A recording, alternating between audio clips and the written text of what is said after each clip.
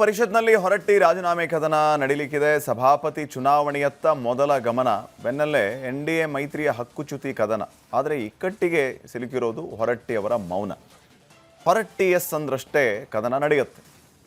ಹೊರಟ್ಟಿಯವರು ಈ ಎಲ್ಲ ಬೆಳವಣಿಗೆಗಳಿಗೆ BJP ಅವರ ಪ್ರತಿಕ್ರಿಯೆಗೆ ಎಸ್ ಅಂತಾರ. ಈಗ ಸದ್ಯಕ್ಕೆ ನಡೀತಾ ಇರುವಂಥ ಬೆಳವಣಿಗೆಗಳಿಗೆ ಸಂಬಂಧಪಟ್ಟಂತೆ ಹೊರಟ್ಟಿಯವರು ಮೌನ ವಹಿಸ್ತಾರ ಅನ್ನುವಂಥ ಪ್ರಶ್ನೆ ಇದೆ. ಈಗ ರಾಜೀನಾಮೆ ಕೊಡುವ ಸಂದರ್ಭದಲ್ಲಿ ಅಥವಾ ಹೊರಟ್ಟಿ ಮತ್ತು DK ಶಿವಕುಮಾರ್ ಅವರ ಭೇಟಿ, ಮಾತುಕತೆ, ಬೆಳವಣಿಗೆಯ ಸಂದರ್ಭದಲ್ಲಿ BJP ಮುಂದೆ ಬಂದು ಯಾವುದೇ ರೀತಿಯ ಒಂದು ಸ್ಟೇಟ್ಮೆಂಟನ್ನು ಕೊಡುವಂತಹ ಗೋಜಿಗೆ ಹೋಗಲಿಲ್ಲ ಸಭಾಪತಿ ವಿಚಾರವಾಗಿ.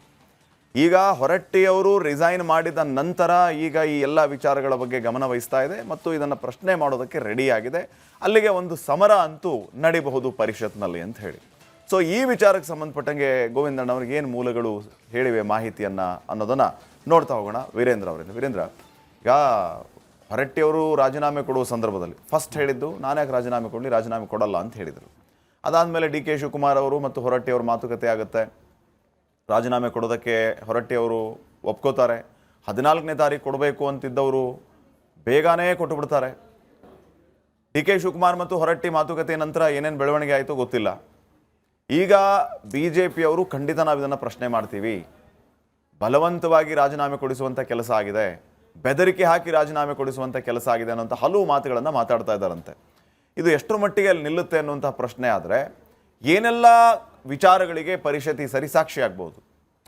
ಪಾಟೀಲ್ರೆ ನೋಡಿ ಹೇಗಿದೆ ಸ್ಟ್ರಾಟಜಿ. ಇಲ್ಲೂ ಕೂಡ ಕಾರ್ಯತಂತ್ರವೇ ವರ್ಕ್ ಆಗ್ತಾ ಇರೋದು.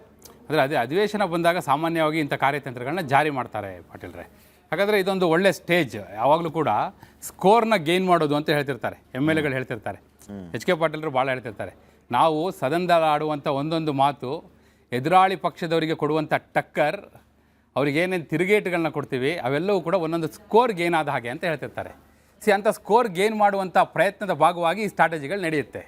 ಏನಂದರೆ ಆ ಸ್ಕೋರ್ ಅನ್ನೋದು ಕೇವಲ ಇವ್ರಿಗೆ ಸ್ಕೋರ್ ಅಷ್ಟೇ ಅಲ್ಲ, ಎದುರಾಳಿಗೆ ಡ್ಯಾಮೇಜ್ ಕೂಡ ಆಗ್ತಾ ಇರುತ್ತಲ್ಲಿ ಅಂತ ಹೇಳಿ.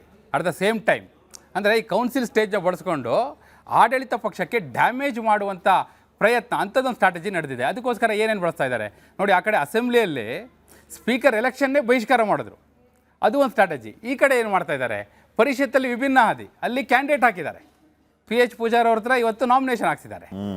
ಹಾಗೆ ಮಾಡುವ ಮೂಲಕ ಅವ್ರು ಏನು ಮಾಡ್ತಾರೆ, ಇಶ್ಯೂ ರೈಸ್ ಮಾಡ್ತಾರೆ.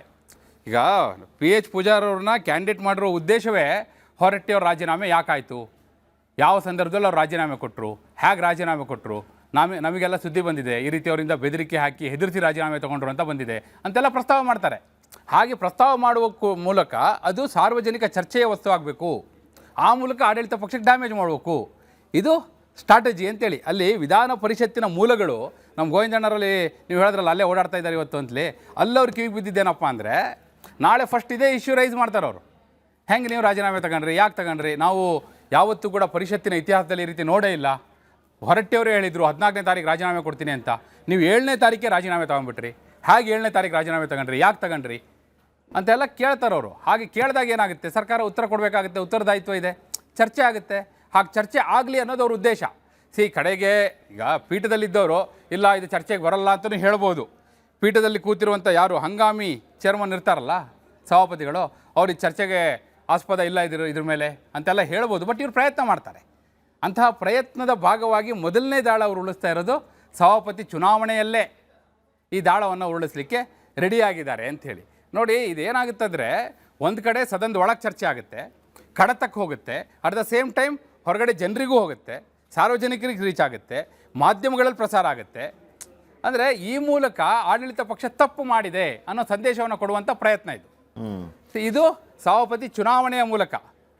ಇದು ಕೇವಲ ಸಭಾಪತಿ ಚುನಾವಣೆ, ಆ ಚುನಾವಣೆಯ ಪ್ರಕ್ರಿಯೆ ಹಾಗೆ ನೋಡ್ಲಿಕ್ಕೆ ಹೋದರೆ ನೀವು ಆ್ಯಕ್ಚುಲಿ ನೀವು ನಿಯಮದ ಪ್ರಕಾರ ಹೋಗೋದಿದ್ರೆ ಪಾಟೀಲ್ರೆ, ಕೌಲ್ ಶಕ್ದರ್ ಇದೆ, ರೂಲ್ಸ್ ಆಫ್ ಪ್ರೊಸೀಜರ್, ಅದರಲ್ಲಿ ನೀವು ನೋಡೋದಾದರೆ ಹೇಗಾಗಬೇಕು ಅಂದರೆ ಮೊದಲು ಯಾರು ನಾಮಿನೇಷನ್ ಸಲ್ಲಿಕೆ ಮಾಡಿರ್ತಾರಲ್ಲ, ಇವತ್ತು ಸಲೀಂ ಅಹಮದ್ ಅವ್ರು ಮಾಡಿದ್ದಾರೆ, ನಾಳೆ ಹಂಗಾಮಿ ಚೇರ್ಮನ್ ಯಾರು ಇರ್ತಾರೆ ಅವರು ನೋಡಿ ಮೊದಲನೇದಾಗಿ ಇಂಥವ್ರು ಸಲೀಂ ಅಹಮದ್ ಅವ್ರದ್ದು ನಾಮಿನೇಷನ್ ಬಂದಿದೆ, ಸೊ ಅದನ್ನು ನಾನು ಆ ಪ್ರಸ್ತಾವವನ್ನು ಈ ಸಭಾಪತಿ ಚುನಾವಣೆಯಲ್ಲಿ ಮತಕ್ಕೆ ಹಾಕ್ತಾ ಇದ್ದೀನಿ, ಯಾರ್ಯಾರು ಇವರ ಪರವಾಗಿದ್ದೀರಿ ಎದ್ದು ನಿಲ್ಲಿ ಅಂತ ಹೇಳ್ತಾರೆ.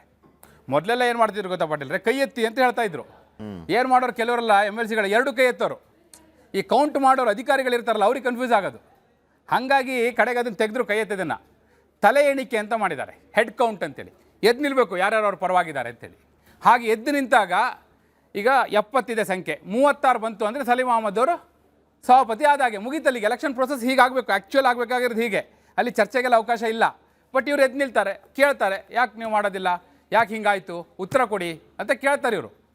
ಆ ಮೂಲಕ ಒಂದು ಡ್ಯಾಮೇಜ್ ಮಾಡುವಂಥ ಪ್ರಯತ್ನ. ಪ್ರೊಸೀಜರ್ ಪ್ರಕಾರ ಆಗಿಲ್ಲ, ನಾನು ಹೇಳ್ತಿದ್ನಲ್ಲ. ಇನ್ನು ಫ್ಯಾಕ್ಟ್ ನೀವು ನಿಯಮಗಳನ್ನ ನೋಡ್ತಾ ಹೋದರೆ ಸದನದ ಬಾವಿಗಿಳಿದು ಪ್ರತಿಭಟನೆ ಮಾಡೋದು ಅಂತಾರಲ್ಲ, ಇವರೆಲ್ಲ ರೆಗ್ಯುಲರ್ ಆಗಿ ಮಾಡ್ತಿರ್ತಾರಲ್ಲ, ಹಾಗೆ ಮಾಡಲಿಕ್ಕೆ ಅವಕಾಶ ಇಲ್ಲ. ಬಟ್ ಕನ್ವೆನ್ಷನ್ ಹಂಗೆ ಬಂದಿದೆ, ಪದ್ಧತಿ ಹಂಗೆ ನಡ್ಕೊಂಬಂದಿದೆ.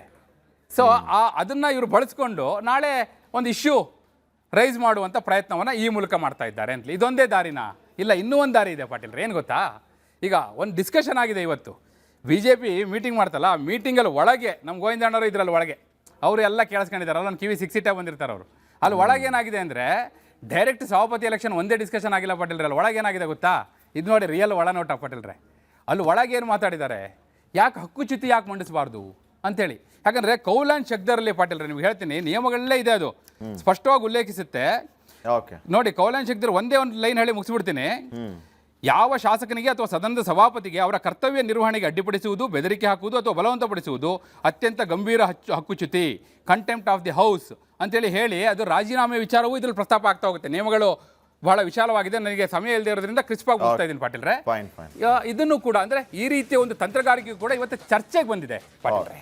Thank you Veerendra. ಹಾಗಿದ್ರೆ ಬಹುಶಃ ಈಗ BJP ಅವರಿಗೆ ಬೇಕಾಗಿರೋದು ಎಲೆಕ್ಷನ್ಗಿಂತ ಹೆಚ್ಚಾಗಿ ಡಿಬೇಟ್ ಆಗಲಿ, ಜನರಿಗೆ ಈ ವಿಚಾರವಾಗಿ ಒಂದು ಸಂದೇಶ ಹೋಗಲಿ, ಯಾಕೆ ರಾಜೀನಾಮೆಯನ್ನು ಕೊಟ್ಟಿದ್ದ ಅಥವಾ ಬೆದರಿಸಿ ಹೆದರಿಸಿ ಕೊಡಿಸಿದ್ದ ಅನ್ನುವಂಥದ್ರ ಬಗ್ಗೆ ಅನ್ನುವಂಥದ್ದು ಇಲ್ಲಿ ಚರ್ಚೆ ಆಯಿತು.